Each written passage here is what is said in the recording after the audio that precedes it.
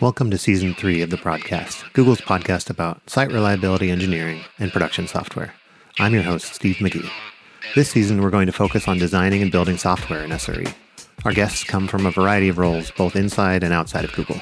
Happy listening, and remember, hope is not a strategy.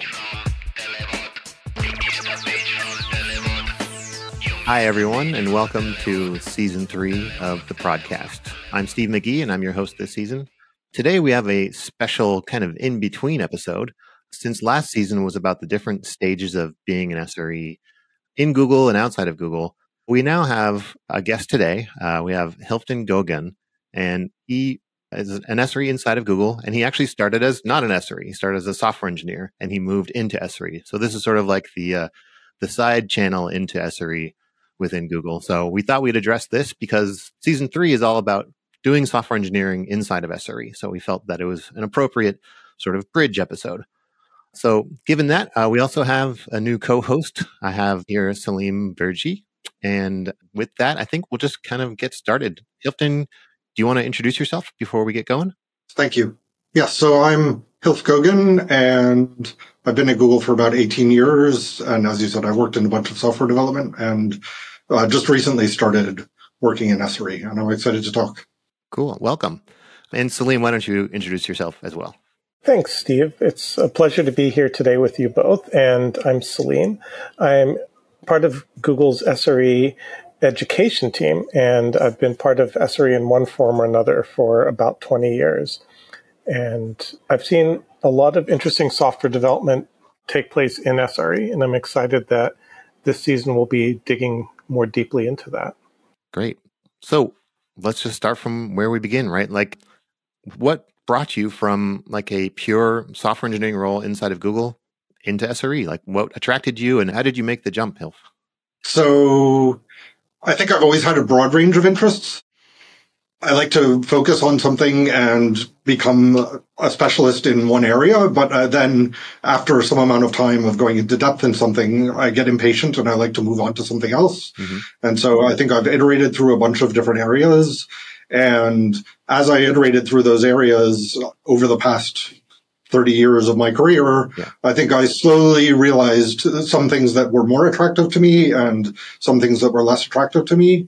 And we could talk more in depth about what projects led to that viewpoint. But I think at some point I realized that the thing that was most attractive to me was, or most important to me, was having a service in production and sort of defending the integrity of that service in production.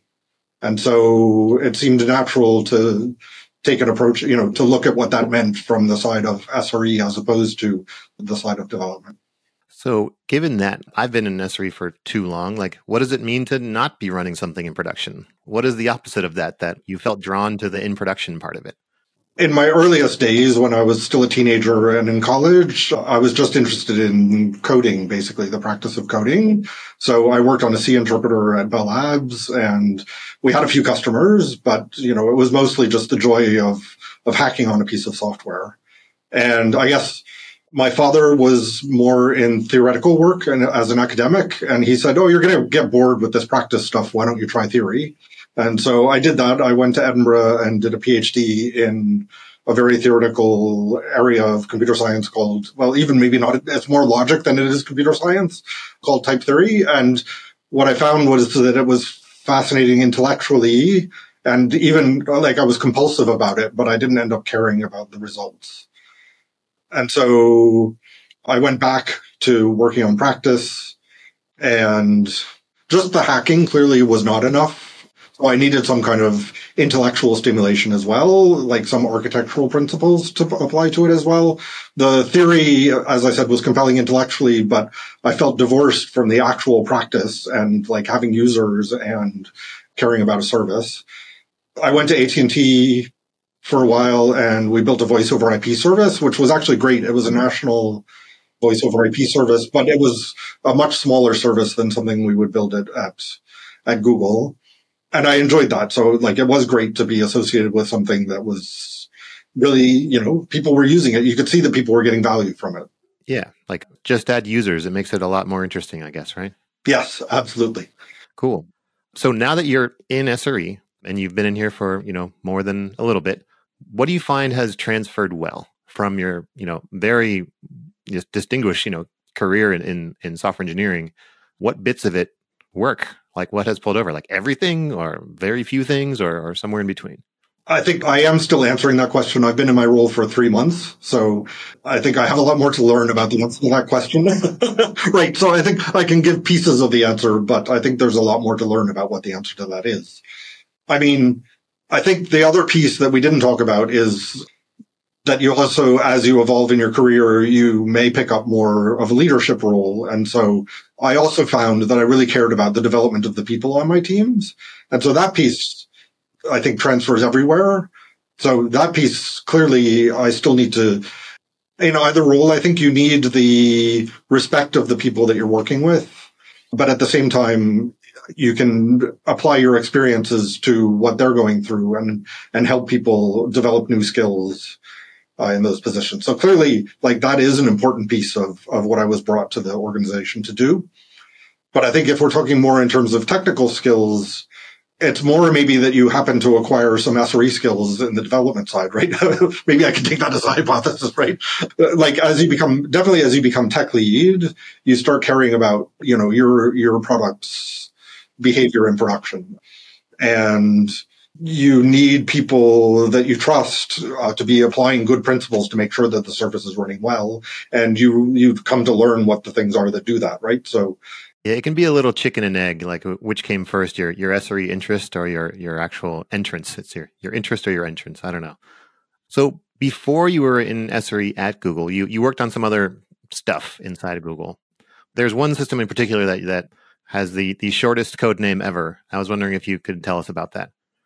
So that was D, and just like the letter D. That's it. It's the letter D, yes. So that is the network attached server that serves all network attached disk storage, right? So it serves all local storage from disks to the rest of the Google network.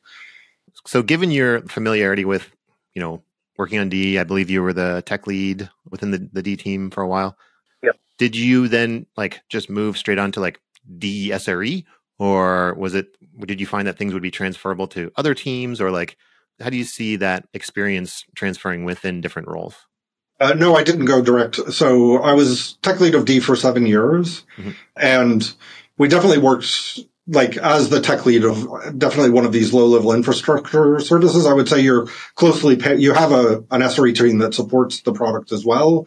And so as the dev tech lead, I think you have a strong view into the overall service.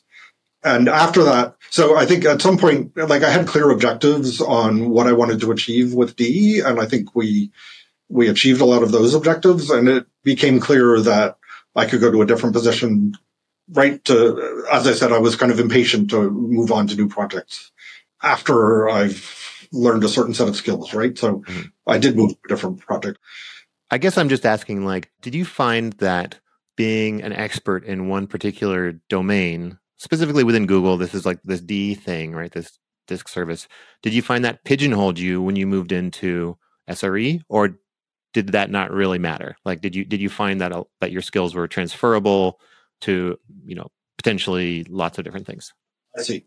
So I guess the specific thing is I did move to a different product, but it was a similar scoped product to D. So it's fundamental to Google, but it doesn't interact with a lot of the higher level services that Google provides, GCE or GCS or even YouTube. It's the basis for those things, but it doesn't have a lot of direct interaction with the higher level components that build those systems. So in some sense, the technical skills, I guess the architecture specific things of those services doesn't apply broadly, but I guess the techniques that you learn about isolation and capacity planning and all of those things, those definitely are relevant.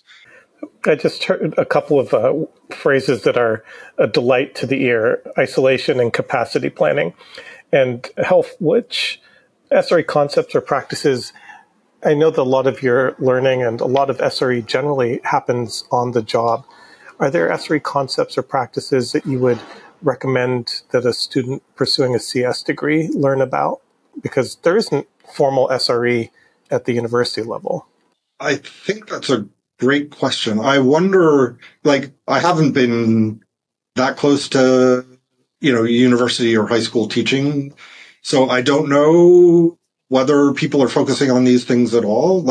I know definitely from the software engineering perspective, it always felt like people really weren't taught what the practices of code reviews and unit testing and all of that stuff. There wasn't a focus on that, right? It was more a focus on how do you write an algorithm that solves this problem, or what is complexity, or those kinds of things, right? And I saw less focus on the engineering practice of it. And I suspect that it's mostly similar for SRE practices as well, right? Where would you learn about capacity planning in a university? Yeah. And I know that from my experience in SRE, everything I understand about capacity planning has happened while I've been doing actual capacity planning or faced with issues and on a production service. Totally. Yep. What kind of space or university type curriculum would you envision for SRE practices?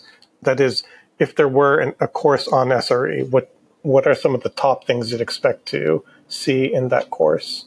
Yeah, that's a great question. I mean, I think things we've just mentioned are certainly important in that, right? So yes, absolutely understanding isolation, and that can be across lots of, you can certainly specialize across lots of dimensions in that, right? So algorithms for network isolation and CPU isolation and disk isolation, they're all interesting and sufficiently different that I think you could get a lot out of studying all of those things.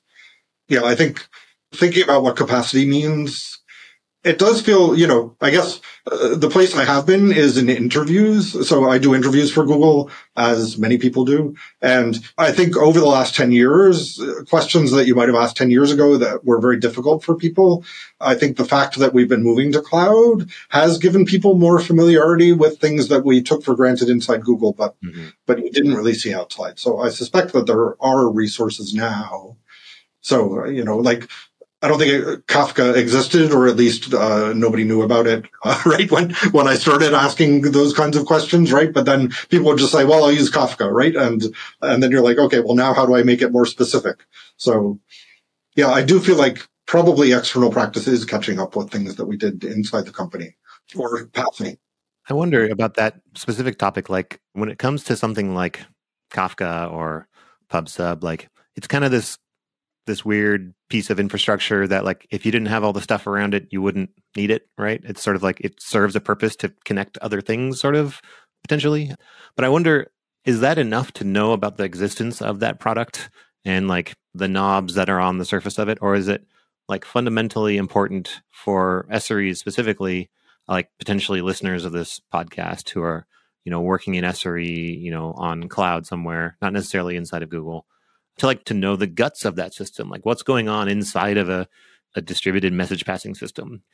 Are the products so mature now that the abstraction is good enough, or is it important to know how it all works inside of it? Right. I suspect you're both SREs as well, so we can have a conversation here, right? But I suspect, of course, you can't just take it out of the box and it's going to work, right? So I think if we were talking in an academic context, then you might imagine that, a professor could, for example, have a bunch of test workloads that exhibit different behaviors and say, well, how does propose a configuration that's good for maximizing throughput or minimizing latency for the following use cases or whatever, right? And you could ask people to understand the system well enough that they can tailor it to those kinds of behaviors. I think that's a great way to put it. I actually just had an interesting dinner table conversation with some teenagers the other day where I talked about how there's many different ways to sort a set of things, and they had no idea what I was talking about. And so I talked about well, what if it's already sorted? What if it's totally backwards sorted? What if it's random? There's different, the different methods you take result in different outcomes. So I think this kind of helps kind of elucidate what I was getting at, which is, if you want to know the outcomes of running a system under many loads, in production, you were mentioning, against, some weird set of users doing funny things to your system, it is sometimes important to have that mindset of, well, what is the O of N? What is the sigma? What are all these, you think about these kind of abstract, computer science ideas of what's the best thing that this can do? What's the worst thing this can do? Like, are we just talking about the median all the time? And really kind of understanding its performance characteristics at a more conceptual level, besides just, like you said, just taking it out of the box and plugging it in. So given that, like, I guess what I'm trying to get at is, like, do you think that a computer science education is still relevant in SREs today? Like, my consideration is, yeah, probably, and maybe we're a biased bunch, but like, have you seen cases where folks have like no computer science education whatsoever, and it's like completely fine? You don't have to have a straight answer either. This might just be a ball. I mean, I think I'm going to say a computer science education has to be maybe not essential, but certainly extremely useful. Mm-hmm. I can imagine somebody coming with a mathematical background, maybe. I think I prefer more engineering background though, right? Because, yeah, I think you might try to boil the problems down too much and abstract away from things that are important if you were more focused on the mathematics instead of the engineering of it. Right. And I don't want to dissuade people who don't have a computer science background. I'm just asking, like, do you think it's still additive? Like, do you think it still helps when it comes to SRE? Absolutely. Yes. Based on the conversation that we're just having, it sounds like you would assert that it is critical for SREs to be involved as service owners. That is, rather than encoding SRE best practices in a platform or in a service, SREs also need to come along with that service and ensure that things continue to work. And those things would be capacity planning, understanding new emerging use cases, and so on. I mean, I think one piece we haven't talked about is that, at least at Google, there are two broad classes of SRE, right? So there's one that's more, I guess, systems focused, and there's one that's more software engineering focused. And so clearly for the software engineering focus, I think having a computer science background is completely essential.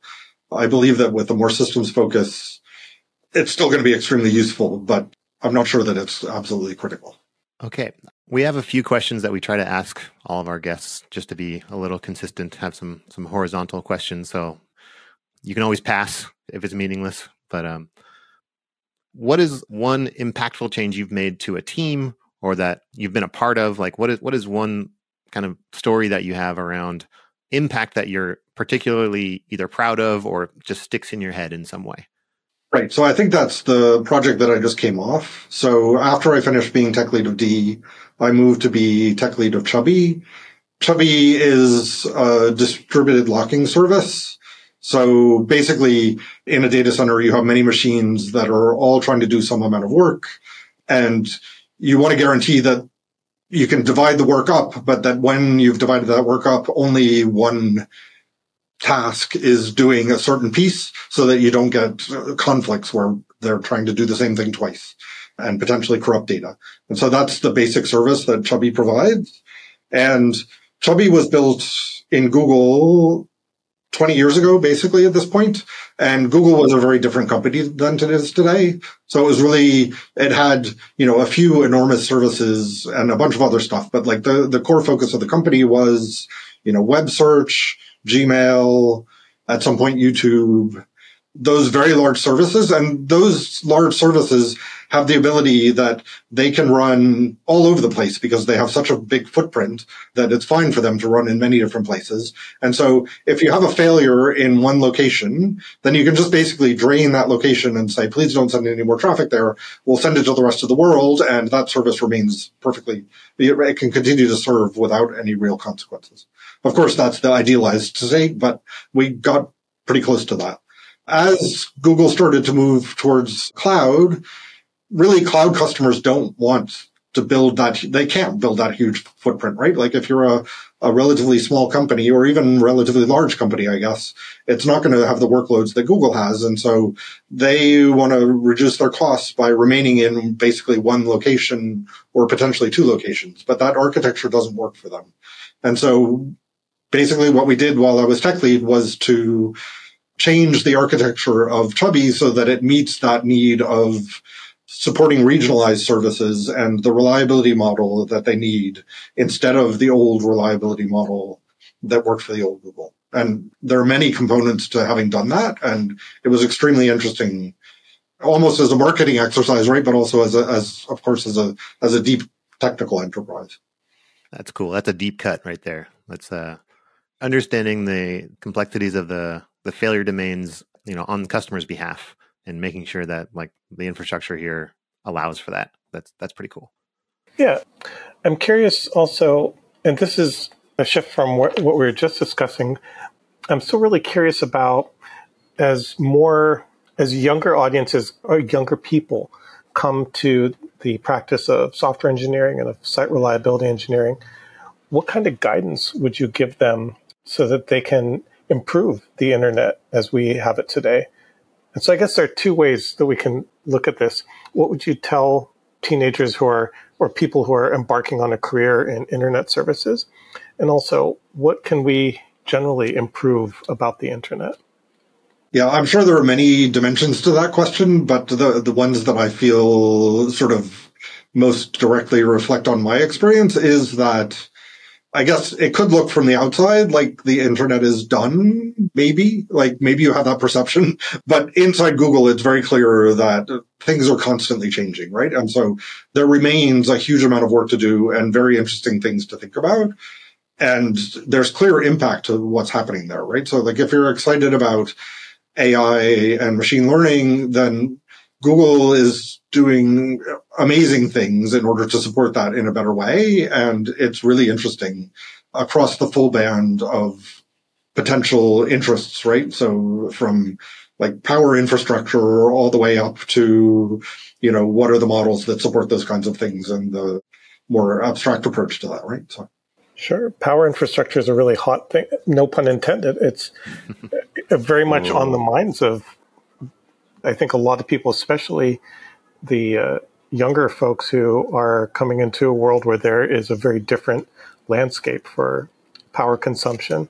And I think also an awareness of how power intensive a lot of our deceptively small computers can be, because we've got these devices that we can hold in our hand, and yet behind these smartphones and similar devices, there's a tremendous amount of computing power in the cloud. Yes. So I guess one of the projects that it's a long time ago at this point, but like I did make a relatively simple change over a few weeks in Bigtable, which I had worked on before D. And, it saved some substantial amount of power, which did feel like that was a real accomplishment, right? Just to be able to make relatively simple software changes that, actually change how much money Google is spending and how much power we're consuming.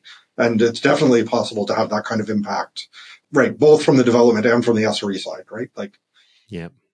One of my kind of favorite isms that I've learned at working at Google is that a small percentage of a large number is still a large number. So when you can make a little bit of a improvement to a pretty large system, you can have pretty dramatic impacts. That can work in both directions, I suppose. But when you're talking about cost or energy savings at a global scale, that there's pretty soon you're talking about real numbers. The alternative view, unfortunately, though, is that as you make things more efficient, it just means people use them more, right? So,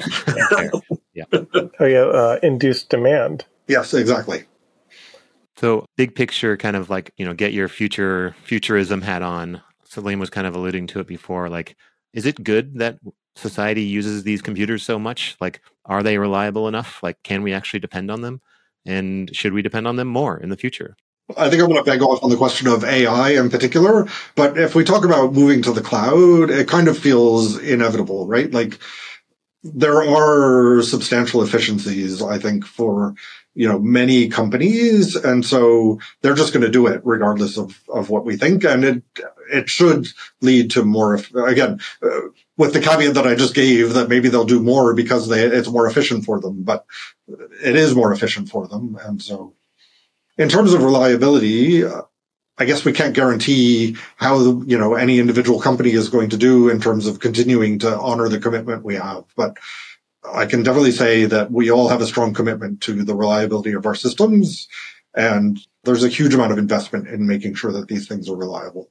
Yeah, that was wonderful. Thank you for your time. This has been an exciting discussion. This is a great way to help us kick off our new season of the podcast. So I really appreciate your time. Salim, how about you? Any quips? I don't have any quips to share. Worth a shot. I mean, I can lean back on the old hope is not a strategy. And I think for software engineers and folks with CS background, it's very clear that we can approach engineering problems methodically and with a lot of discipline. But my time in SRE is also a reminder that no matter how much we plan, our systems will always find a new chaotic behavior to throw at us. Yep, I believe it. All right, well, Hilf and Salim, thank you both today. This was a great talk. And as always, may the pager stay silent and the queries flow. Thank you so much. Thank you. You've been listening to Podcast, Google's podcast on site reliability engineering. Visit us on the web at sre.google, where you can find papers, workshops, videos, and more about SRE. This season's host is Steve McGhee, with contributions from Jordan Greenberg and Florian Rathgeber. The podcast is produced by Paul Guglielmino, Sunny Chow, and Salim Virji. The podcast theme is Telebot by Javi Beltran. Special thanks to MP English and Jen Pedoff.